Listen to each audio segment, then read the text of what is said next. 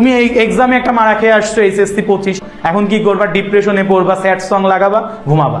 এত এক্সকিউজ আমার কাছে দিতে এসো না ভাই, আমরা এই টাইমটা পার করে আসছি, তোমার এইসব এক্সকিউজ কেউ জীবনে শুনবে। ইঞ্জিনিয়ারিং থেকে ভার্সিটি সুইচ করা বা পড়ালেখা করা তুলনামূলক সহজ, কিন্তু যারা মেডিকেল প্রিপারেশন নিচ্ছি তাদের ক্ষেত্রে ভার্সিটিতে সুইচ করা ভাই টাফ আছে। এটা আমি বলছি টাফ আছে। কেন টাফ আছে? যারা মেডিকেলে একটা চ্যাপ্টার পড়ি, আমরা একটা চ্যাপ্টার পড়ার ক্ষেত্রে খালি থিওরি পার্টটার দিকে গুরুত্ব দিই, ম্যাথ খুব একটা করি না, বা ইজি ম্যাথগুলো সলভ করি। কি করি ভাইয়া? ইজি ম্যাথ সলভ করি। আমরা থিওরি পার্টে গুরুত্ব দিয়ে ইজি ম্যাথ সলভ করি। সো এই যে ইজি ম্যাথটা তুমি সলভ করতেছো, কিন্তু ভার্সিটিতে যেটা হচ্ছে দিন তো দিন কোশ্চিন প্যাটার্ন কি হচ্ছে, কোশ্চিন প্যাটার্ন টাফ হচ্ছে, আগের থেকে হালকা চেঞ্জ হচ্ছে, টাইপের মধ্যে আসে, বাট আস্তে আস্তে ডিপে যাচ্ছে। যেমন তুমি ডিউ ফিজিক্স যদি দেখো, ডিউ ফিজিক্সে সূত্রের প্রতিপাদনের মধ্য থেকে একটা লাইনের দিয়ে তোমাকে ম্যাপ করতে দিচ্ছে। রিটেনগুলো দেখো, তোমাকে অনেক কোর কনসেপ্ট থেকে দিচ্ছে। বাফার দ্রবণের ক্রিয়া কৌশল শিখে রাখিছো, বাফার দ্রবণের তোমাকে ক্ষমতা জিজ্ঞাসা করতেছে। সো জিনিসটা একটু টাফের দিকে যাচ্ছে, বাট টাইপ সেম। সো সেজন্য তোমাকে যেটা করা লাগবে, এই মেডিকেল থেকে ভার্সিটিতে সুইচ করার জন্য তোমাকে এই থিওরি প্লাস ইজি ম্যাথের সাথে তুমি অবশ্যই মেডি কোশ্চিন ব্যাংকটা সলভ করো। তো এখন তোমাকে আর একটু বেশি এফোর্ট দিতে হবে। কি এফোর্ট? তোমাকে একটা প্রিভিয়াস ইয়ারের ভার্সিটি কোশ্চিন ব্যাংক কালেক্ট করতে হবে।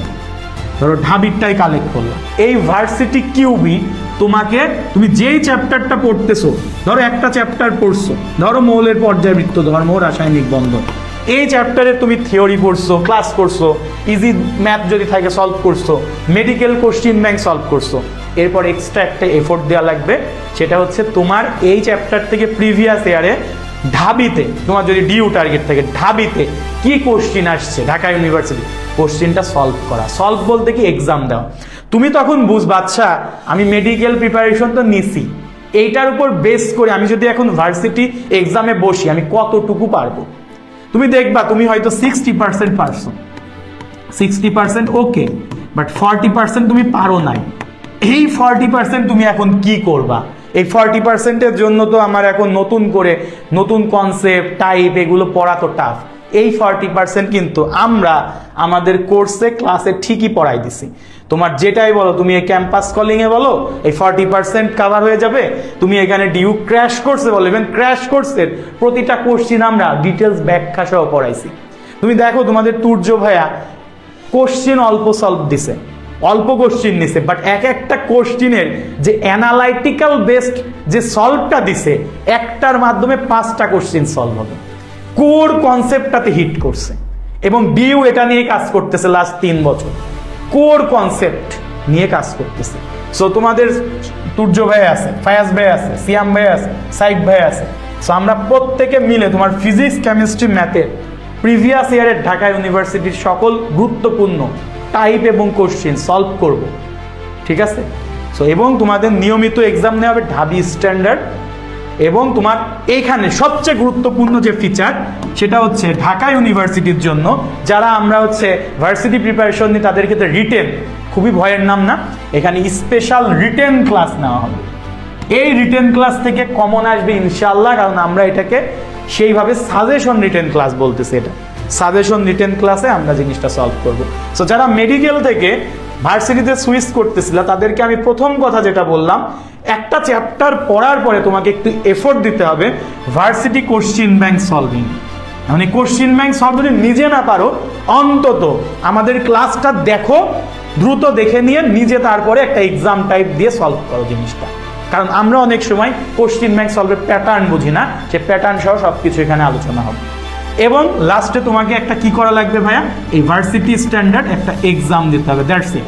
তুমি যে এক্সাম দিলা, এই এক্সামের মাধ্যমে তোমার যে গ্যাপটা ছিল এটা ফিল হয়ে গেল। সো তুমি যারা মেডিকেল এবং ভার্সিটি কম্বাইন্ডলি প্রিপারেশন নিতে চাচ্ছ, এটা আমি তোমাদের বলছি ফিজিক্স, কেমিস্ট্রি, বায়োলজির ক্ষেত্রে। এবার অনেকে আছে বলবা, ভাইয়া আমার ম্যাথ করতে তো এখন অসুবিধা।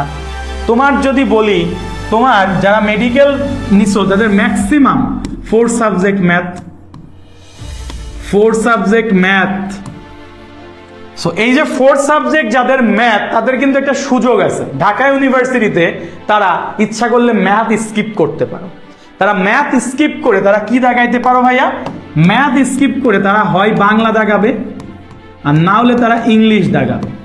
এই যে বাংলা অথবা ইংলিশ যারা দাগাবা, এই বাংলা অথবা ইংলিশের মাধ্যমে তুমি ম্যাথটা স্কিপ আপাতত করলা, কারণ তুমি যেহেতু মেডিকেল প্রিপারেশন নিচ্ছ, তোমার পক্ষে এই স্বল্প সময়ে ম্যাথ সলভ করা, ম্যাথ পড়া, শর্টকাট পড়া, পুরো জিনিসগুলো সলভ করা, ক্যালকুলাস, স্থিতিবিদ্যা, গতিবিদ্যা সম্ভব হবে না, বাস্তব কথা।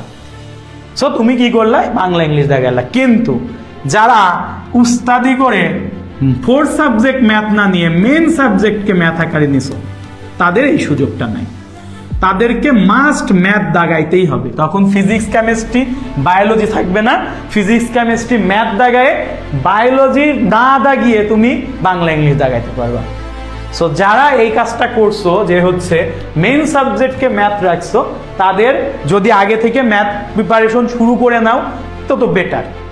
নাইলে যদি তোমার ঢাবি টার্গেট থাকে, এখন থেকেই ভাই, এই রাত থেকে অন্তত আজকেই তুমি ম্যাট্রিক্স নির্ণায়কের ক্লাসটা করে তারপর ঘুমাবা। সাথে তো তোমার মেডিকেল পড়া চলবেই। তুমি মনে করতেছো ভাই এটা কেমনে সম্ভব? তুমি জানো না আমাদের ব্রেন কতটা স্ট্রং, তুমি এটা জানো না। তুমি তোমার ক্যাপাবিলিটি সম্পর্কে বিন্দুমাত্র ধারণা রাখো না। তোমরা চিন্তা করো এটা কেমনে সম্ভব, ওটা কেমনে সম্ভব, ওভার থিঙ্ক করো, সারা রাত জেগে থাকো কিন্তু কোনো কাজ করো না। সারা রাত তুমি একটা পাহারাদারের মতো কাজ করো। তুমি চিন্তা করো, আচ্ছা ঠিক আছে, তোমার বাসায় এর থেকে তোমাকে বাসায় না রেখে যদি আমি পাড়ার মোড়ে দাঁড় করা একটা পাহারাদার হিসেবে চাকরি দিতাম, তাও তোমার ফ্যামিলিতে একটা সচ্ছলতা আসতো। তুমি এত ওভার থিঙ্ক করো, তুমি জানো না এটা। তুমি ওভার থিঙ্ক আজকে বাদ দিয়ে, আজকে লাইভের পরে যারা ঢাবিও ছাড়তে পারতেছো না, ম্যাথ মেন সাবজেক্ট নিয়ে বসে আছো বা 4 সাবজেক্টে ম্যাথ রাখছো, বাট তুমি অ্যাটানি কষ্ট শেষ করতে চাও, ভাই সোজা মতন আজকে থেকে ক্লাস শুরু করো।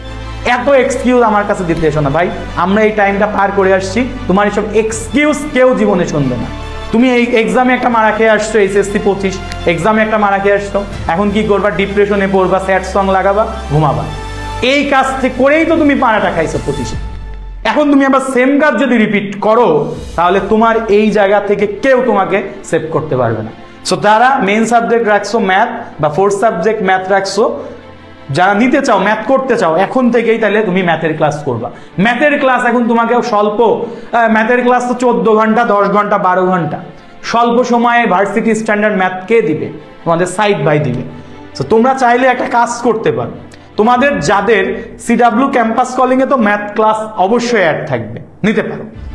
অথবা তোমাদের জন্য আমি একটা সুযোগ রাখবো, সেটা হচ্ছে সাইড বাইয়ের একক ম্যাথ কোর্স। ঠিক আছে, জাস্ট ম্যাথ। যারা ম্যাথের ঝামেলায় আছো, যারা ম্যাথ কোর্স নিয়ে, প্রাইজও আমি বেশি রাখবো না। সো ম্যাথ কোর্স নিয়ে তুমি এই জিনিসটা কাভার করবা। ঠিক আছে, একদিনে একটা করে চ্যাপ্টার করলে, এখনো যদি তুমি ধরো তোমার হাতে সময় আছে প্রায় 2 মাস, তুমি প্রায় 60টা চ্যাপ্টার করে ফেলতে পারো, 50টা চ্যাপ্টার করে ফেলো। 50টা চ্যাপ্টার নাই, কয়টা আছে? বেশি নাই। সো জাস্ট আমরা যেগুলো করাচ্ছি এই টাইপগুলো করে যাও, কোশ্চিন ব্যাংক সলভ করে এক্সাম দাও, শেষ। আর কিচ্ছু করা লাগবে না ভাই, গ্যারান্টেড এক্সাম কমন আসবেই। আমি কমন তোমার সাইড বাই গতবার দেখাইছে না, ঢাবিতে এতগুলো কমন আসছে, এবারও দেখাবো। জাস্ট তুমি কোর্সের ক্লাস করো, ক্লাসটা বুঝে করো, সলভ করো, এক্সাম দাও, দ্যাটস ইট। সো ম্যাথ নিয়ে যারা প্যারায় আসো, একটা মাইন্ডসেট তোমরা নিজেরাই সেট করো। মাইন্ডসেট সেট করে সেটাকে ভয়ের কারণ বানাও। কিছু কথা আছে, যারা ভালো বিজনেসম্যান কি করে জানো? একটা জিনিস সেল করতে চাই কিভাবে? নিজেরা একটা প্রবলেম আগে ক্রিয়েট করে, তারপর ওই প্রবলেমের সলিউশন দেয়, সলিউশন দিয়ে সেটা আবার সেল করে। তোমাদের মাইন্ডটা এমন হয়ে গেছে, তোমরা নিজেরা মাইন্ডের মধ্যে একটা প্রবলেম কি করো? প্রবলেম ক্রিয়েট করো। এবার ওই প্রবলেমের সলিউশন চাও আমাদের কাছে। আমরা যতই সলিউশন দিই, তুমি মেন সলিউশনটাকে স্কিপ করো, করে বলো ভাই অন্যগুলো দেন, অন্যগুলো দেন। আমি তোমাকে মেন সলিউশন কি দিছি ভাই? এত কথা শোনার দরকার নাই, ম্যাথ নিয়ে বসো ভাইয়া। ম্যাথ নিয়ে না বসলে তুমি ম্যাথ ভয় কাটবে কিভাবে? বসবাই না, এইখানে গাইডলাইন দেখবো, ওইটা দেখবো, ওই মোটিভেশন দেখবা, আসল কাজটাই তো করবা না। পরে এক্সামের আগের দিন ওয়ান শট খুঁজবা, সম্ভব না ভাইয়া। এইটা করেই তুমি মারাটা খাইছো, এখন তোমাকে এখান থেকে বেরোইতে হবে। এরকম ভাই তুমি পাবা না, এইভাবে তোমাকে একদম চোখে আঙ্গুল দিয়ে একদম সুন্দর মতো জিনিসটা বুঝাই দিবে।